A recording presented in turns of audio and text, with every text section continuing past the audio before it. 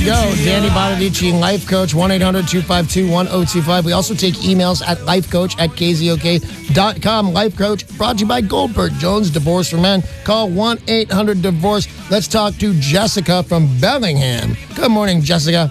Good morning. How are you? I'm good. Good morning, sunshine. Good morning, sunshine. What's going on in your little house? Well, about 6 years ago, I had triplets. Oh, congratulations. That most men say, but okay, congratulations. Well, you had them. I didn't.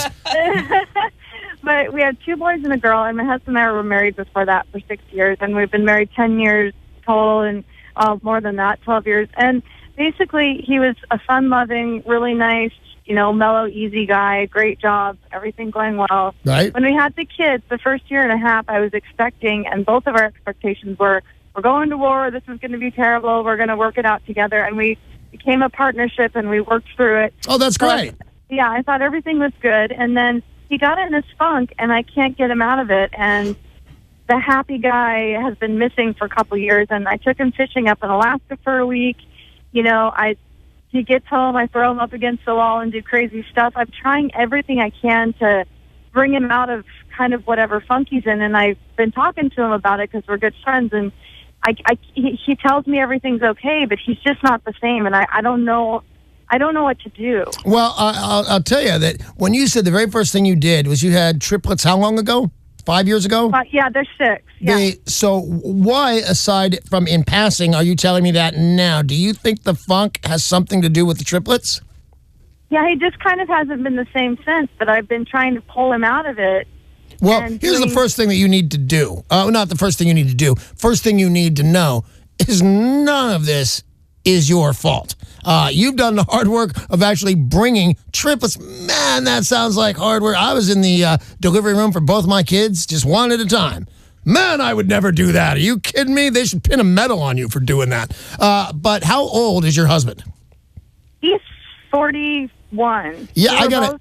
Go ahead. Yeah, we were both like 34 when this happened. So a man, and you can leave the triplets in there if you want, but I'll take them off the table. Sounds stupid. But I don't think your problem lies there. As a matter of fact, I'm not sure what your problem is.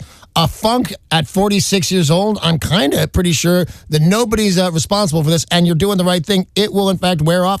He's having a midlife crisis, and all of us go into this. You should count your lucky stars. A lot of husbands and men just in general wander. They quit paying any attention and sexually.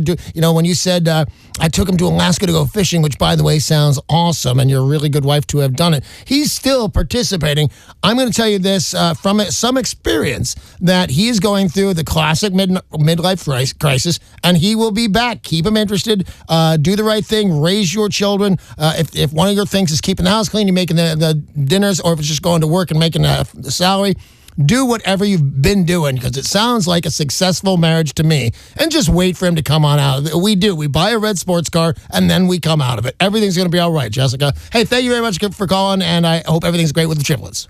800-252-1025. Call that number now if you have a question for Danny Bonaduce, life coach. Mike and Graham, you're on with Danny. Hi, Mike. What's up, buddy? Hey, I found out a year ago my wife was cheating on me. Is or was?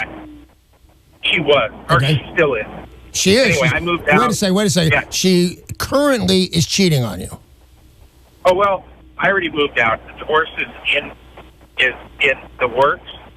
What my question is, I've done everything to try to get my lawyer to talk to her lawyer. Right.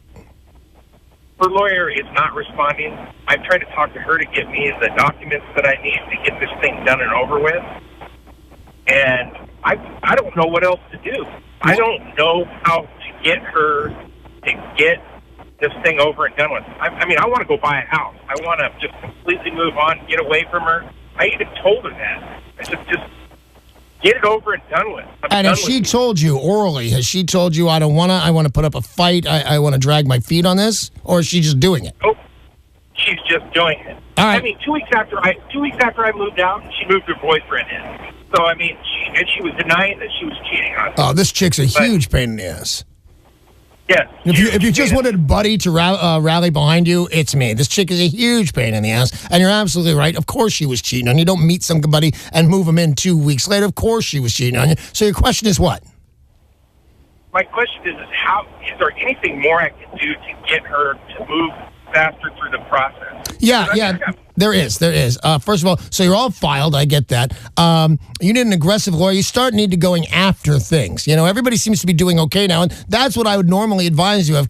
Just be cool. Everybody be cool. It'll all work itself out. But if she's not helping you out, get a new suit and start going after that house. That's always the thing. Start going after money, and lawyers can do that. And if nobody tells you to stop, if that lawyer does not call your lawyer, because that's the thing, it's an act of non-response or something like that, then you can start going after the assets, and she won't allow that. And if you're saying, I don't want to put up a big fight, I want this chick gone, the court will make her work when she puts up a response of fighting to keep the house. So that's what you need to do. You need to go after the house and after the money, and she'll come awake and she'll sign papers. She won't sign these papers. Get her to sign the papers that stop you from taking all what she believes to be her money, and she'll sign away. So get on the aggressive side of this and start going after stuff. And just remember, when it starts to get ugly and stupid, this woman is bad. You're way better off without her. All you want is your stuff. So when you have to go after the house and it seems like you're mean, you're only doing that to get her to sign off the documents that just gets you divorced. Go after stuff hard and kind of ugly. Hey, thanks for the call, Mark, and good luck on that. 800-252-1025. Call that number now if you've got a question for Danny Bonaduce, life coach. Any kind of problem you have, he can help you. I can. And remember, if you want to change your name, you can. If you want to be anonymous, you can. All right, I'm going to be Cinnamon. Okay, Cinnamon. For the rest of this. Well, I would like you to answer a question that has come via email, right, which is lifecoach@KZOK.com. It comes from Debbie in Tacoma. My husband has 3 boys from a previous marriage ranging in age from 6 to 13. Both of us are gun rights supporters who believe it is important to teach the kids gun safety and respect for weapons. We do have a gun in the house, but it is securely locked in a gun safe. His middle son is 10. He was recently diagnosed with autism spectrum disorder.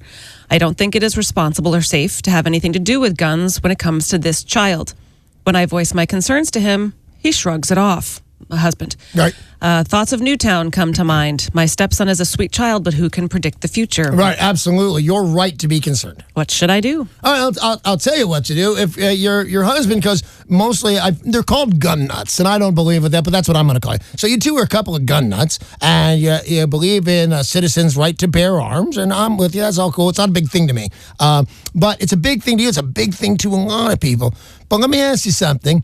You've got one kid who's 10 and he's autistic, which means the 8-year-old and the 13-year-old could get to the guns if they put their minds to it. What is safe and locked up to the other two is safe and locked up to an autistic child. He's not going to get to it just because he has special needs. So here's the thing, and this doesn't change in my opinion for an autistic child. This changes for all the kids. This is a huge pressure to have guns in the house with kids. I mean, a simple mistake. Imagine leaving that gun. When was the last time you either locked yourself out of your house, locked yourself in your house, you couldn't get the keys in the car, you didn't lock the car at night? Not remembering is a huge, huge, huge deal.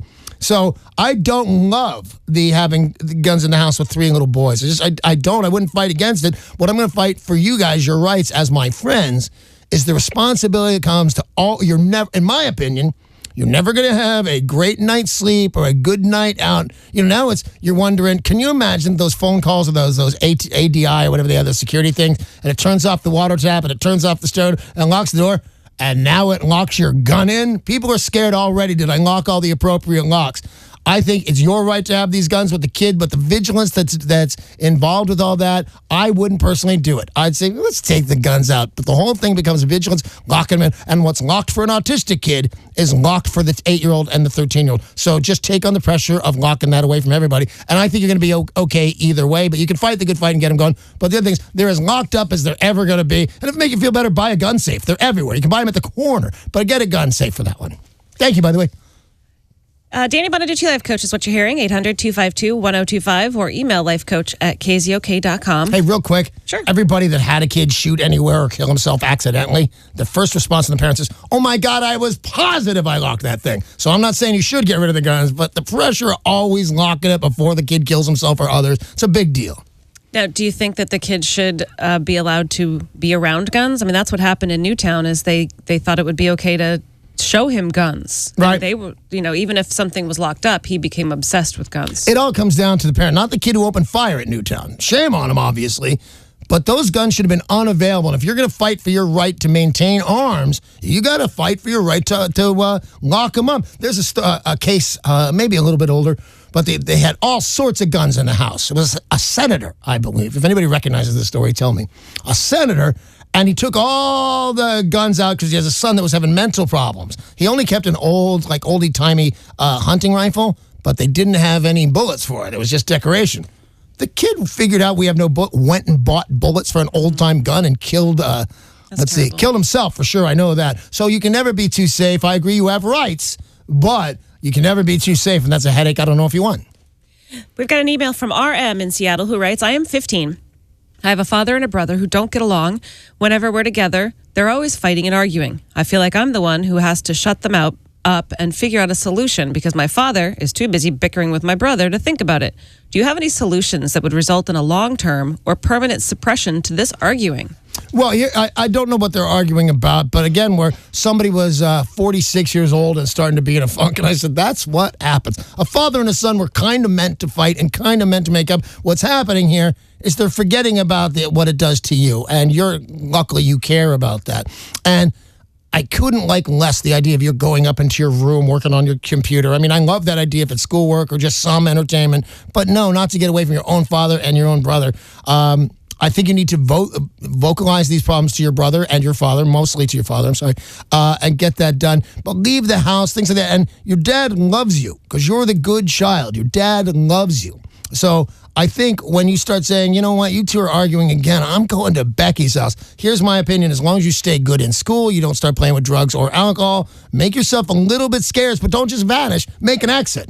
You guys can't take another second of maybe you should be less shrill than I'm being right now. I can't take you to another second. You're always fighting. I'm going to Becky's. It's his responsibility to wonder how you're doing, make sure you're doing it. I think your dad, at the very least, will start changing his behavior. And brothers are usually an ally. I think you need to let them know and kind of being scarce on this, and they will come around to get you back. Thank you very much for the email and all the phone calls. That was Danny Bonaduce, Life Coach today. By the way, Danny Bonaduce, Life Coach, brought to you by Goldberg Jones Divorce for Men. Call 1-800-DIVORCE.